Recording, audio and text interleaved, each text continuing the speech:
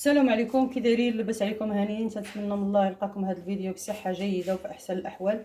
اليوم ان شاء الله غادي نشارك معكم عصير برتقال بالجزر، كيجي رائع وكيجي منعش ولذيذ.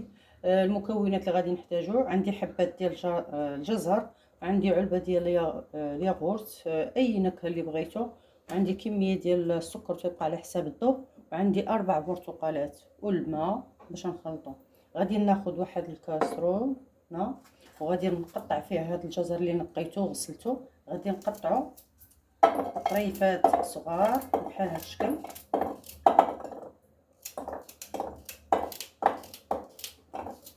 يكون الجزر يكون صغير شي شويه، ما يكونش فيه داك العظم من الداخل عصر.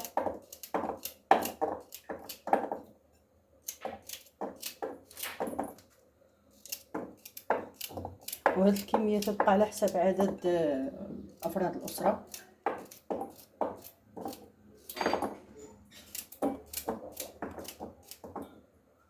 صافي بعد ما كنكمل هاد التقطاع ديال الجزر غادي نزيد عليه الماء. صافي بعد ما قطعت الحبات ديال الجزر غادي نزيد عليها واحد الكميه ديال الماء وغادي نديها على النار حتى يطيبوا. عاد نرجعوا نكملوا الوصفه. غادي ناخذ هاد البرتقالات غادي نقسمهم على نصف على هذا الشكل وغادي نعصرهم.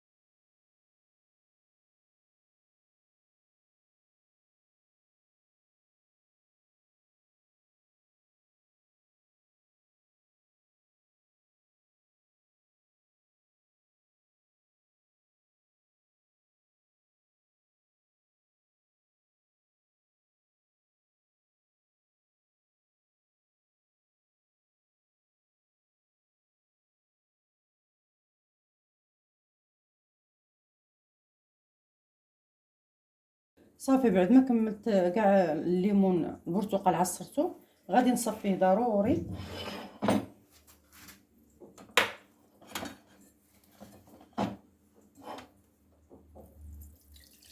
اللي يكونوا فيه هذوك العظيمات الصغار ولا شي حاجه ضروري نصفيه.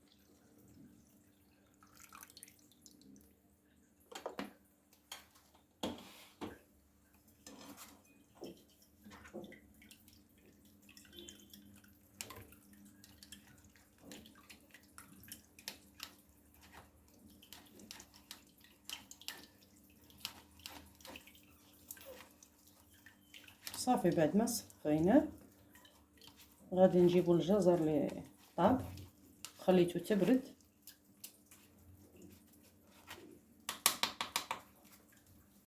صافي بعد ما جبت الجزر هو طاب وبرد، يعني طاب مزيان. خليت ليه الماء ديالو لان كاع الفوائد ديالو في الماء، خليته ما غاديش نرميه. غادي نخويه في خلاط كهربائي كميه كامله. وغادي نزيد عليه العصير ديال البرتقال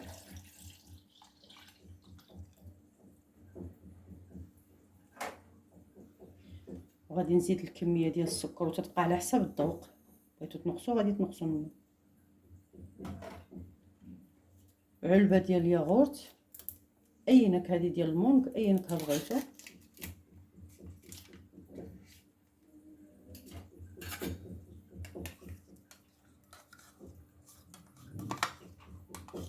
العصير راه كيجي منعش وكيجي لذيذ واقتصادي.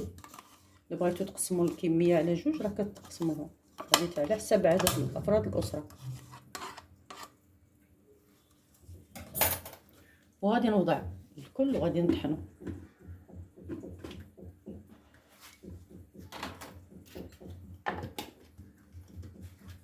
وغادي نحاول نطحن مزيان.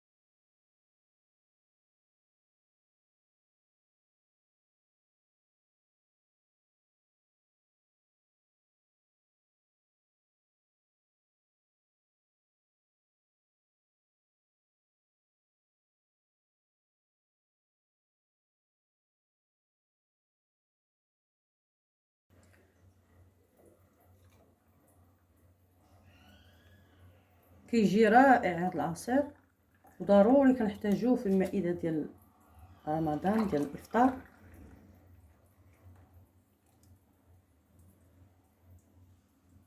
نتمنى تجربوه لانه كيتستحق التجربه.